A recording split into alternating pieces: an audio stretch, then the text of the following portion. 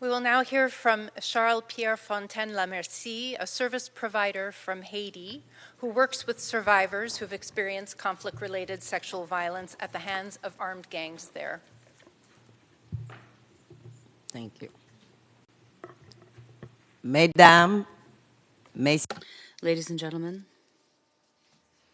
representatives of the United Nations, I'm speaking on behalf of Charles-Pierre de la Merci Fontaine, the General Coordinator of an organization for women entitled the Organization Women in Action, OFAVA, which since 2008 has ensured holistic care and support for women and girls surviving from sexual violence.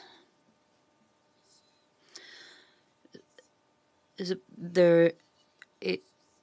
are women that are involved in social life, in combating violence against women and girls, and protecting them from survivors of gender-based violence. I wish to thank the CRSV on sexual violence in conflict. Thank you.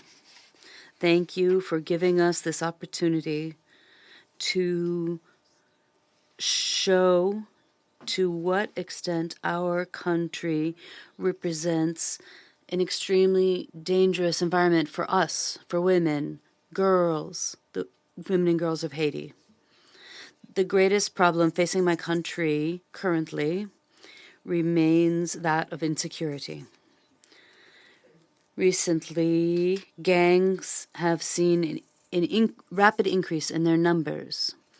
They have extended the territories and the forces under their control over the economic and political structures of Haiti. They are criminal and mafia-based armed groups. We estimate 200 gangs are operating today in Haiti, and approximately 95 are in the capital. Gang-related violence has increased significantly. There have been kidnappings and other criminal acts leading to the displacement of thousands of people, in particular women and children. There's an average of 20 women or girls who are victim every day, or become victims every day, and others have disappeared. Since January 2024, violence has reached more than 18,500 people killed and 1,850 civilians. Since October, we have seen a new wave of displacements. The Dominican Republic having begun to repatriate more and more Haitians. During this repatriation, our organization was informed this Monday evening of at least 2 cases of sexual violence. Haitian women and girls are subjected to sexual violence in all its forms through their partners, their families, the gangs in their neighborhoods, their neighbors, as they flee the insecurity in Haiti. In major cities, we have seen that the population is leaving rapidly, although they continue to face the violence perpetrated by these criminal gangs. In the improvised camps, the displaced are not exempt from the crimes of the gangs. More than 73,000 from the metropolitan region were chased from their homes, and over the latest months, they're finding refuge in these camps. 70% are women and girls. The primary hospital and provider of essential health care and maternity care and medical assistance for women and girls who are victims of violence remains closed due to violence committed by the gangs. Survivor girls who are pregnant due to rape also have no access to health care or essential services despite the high level of undesired pregnancies, of maternal deaths linked to violence, sexual violence in a context where these acts have increased by more than 75% when compared to last year. The situation of women, girls, and children becomes more alarming in Haiti every day, particularly in Port-au-Prince, where impunity reigns. The gangs are constantly equipped, always have munitions. Sexual violence is of a catastrophic scope. Victims are raped several times by one or several armed aggressors.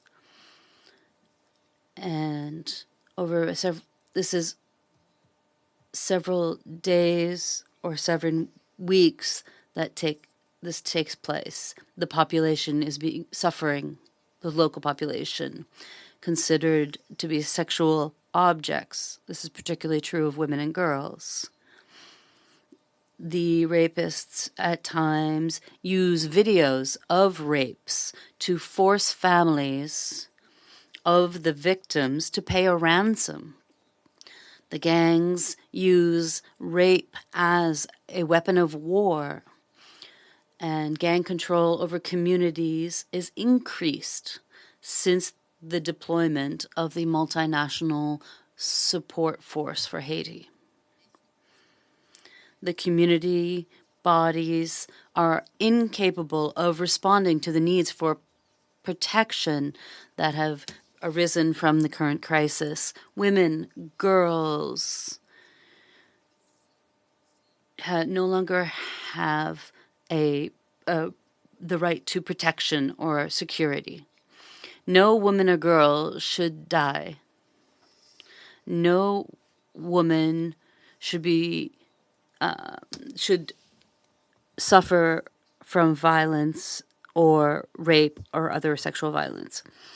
Bolstering the technical capacity of government services is necessary in healthcare, in particular mental health and specialized services, so as to respond to the needs of victims of sexual violence and those displaced within the country. Civil society organizations like mine are ready to support these efforts. But we need rapid financing to support the most vulnerable and strengthen community actions for protection and prevention. With all these obstacles in mind, there is much that remains to be done as the crisis continues in an uncontrollable spread. The security situation continues to both fuel the humanitarian crisis and to hamper the response. In a context, the security state of emergency state is throughout the country. The local forces, supported by others, are carrying out major operations to attempt to regain territory occupied by criminal gangs. And security must reign. Legal assistance must also be provided to all those women or girls who need it, so as to ensure equitable access to justice.